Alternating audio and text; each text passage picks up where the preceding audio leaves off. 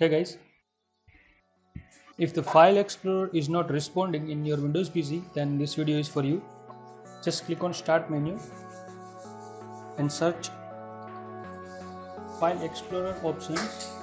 Just click on it. In the file explorer options, make sure that the open file explorer 2 is selected to this PC. From the by default, it will be quick access. So please change it to this PC.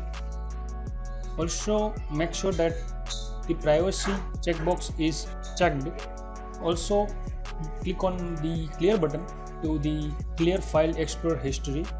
Then just click on apply button and click on OK button and check that the issue is fixed or not. If the issue is still there, just follow the second method. In the second method, just go to the taskbar, just right click on your taskbar, click on taskbar,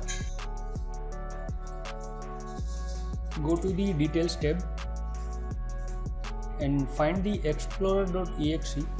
Now just right click on the explorer.exe and click on end task. Just click on end process. Now click on file and click on run new task. Here just type explorer.exe and click on OK button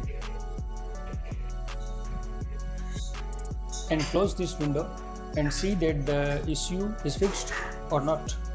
The issue is still there. Just follow the third method. Just click on this PC, click on view tab. Make sure that both the options are not selected. If they are checked, click to uncheck them.